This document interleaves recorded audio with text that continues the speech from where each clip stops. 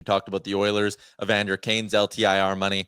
Man, another team in the West who's got LTIR money to burn is the Dallas Stars. Jim Nill has never been the guy to trade the first or trade the big name prospect or whatever. Last year, he got Tanev for a second.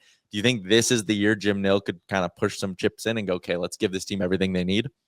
I think it needs to be because of what's happening with Tyler Seguin. He's not officially on LTIR yet, but I think everyone understands he's going to be when it counts. And I think with Dallas, they'd be knocking on the door. Yes, they're still a young team, but there's parts of that core. The older guys are aging out, guys like Jamie Benn. You still want to take a shot while you have such a strong and deep team. And Jim Nill, like you said, I agree, he's relatively conservative, but I like Dallas, as Frank Sarvalli published right now on DFO, looking at the Western Conference team's objectives. They need another right shot defenseman, maybe top four. I really like Rasmus Ristolainen for the Dallas Stars.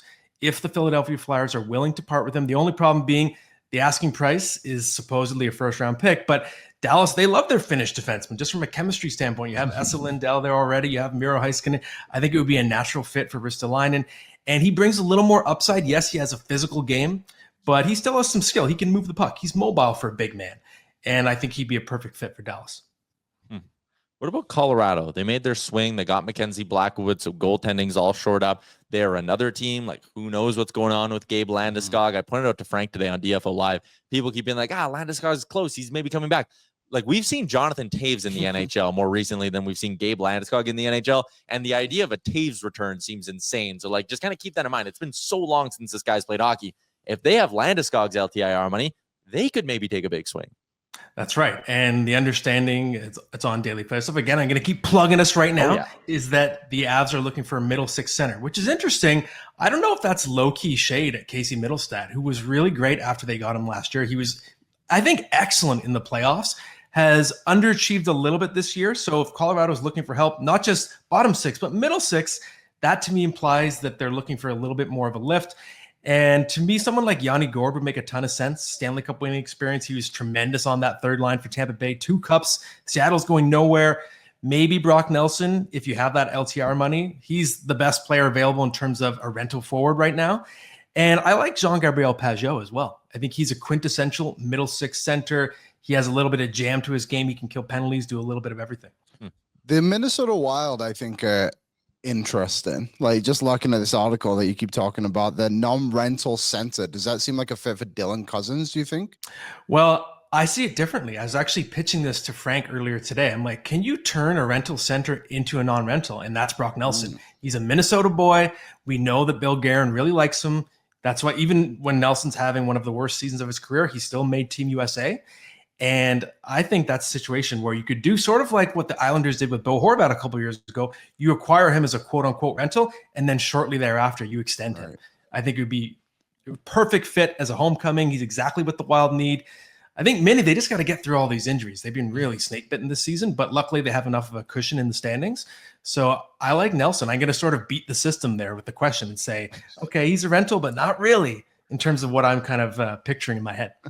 That fit makes so much sense. Last team, I guess, to ask you about in terms of the big dogs in the West is the Vegas Golden Knights. You talk about, what GMs like to do in the past. Kelly McCrimmon and company love taking those big swings and getting the big fish on the market. But I'm just looking here, like, yes, they could accrue close to $3 million in cap space, but they do not have a first-round pick in each of the next 2 years. They really don't have that many prospects. Like, I'm sitting here going, there's no way Vegas could do something crazy again. But then that almost means Vegas is going to find a way to do something crazy.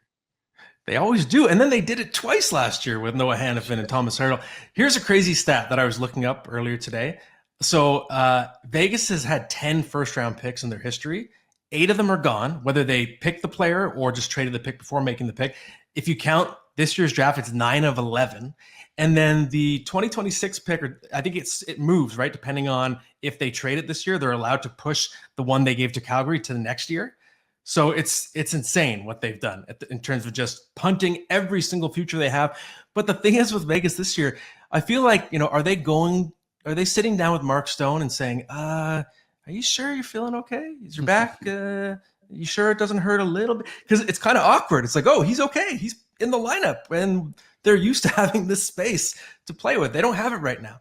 So I think this might be the rare year where Vegas has to more or less roll with what it has, which is excellent. They're arguably the most well-balanced team in the NHL right now. Then again, we should know better than to doubt Vegas because they always pull a rabbit out of their hat, man. It's wild. It honestly Pisses feels me off. with Vegas always being that sort of unknown, and then the LTIR money that 3 of the other big dogs have, and Minnesota's got some wiggle room and they could get aggressive. It's like we could be getting to a point where every team in the West, or at least 5 or 6 of the playoff teams, are trying to load up at the deadline. Like, I use the term arms race. It could absolutely be that. What's up, Nation citizens? If you like that video, then you need to be subscribed to the Oilers Nation YouTube. Podcasts, live shows, exclusive interviews, and analysis. Everything you need from your favorite voices at Oilers Nation. And you don't want to miss any of it, so hammer that subscribe button.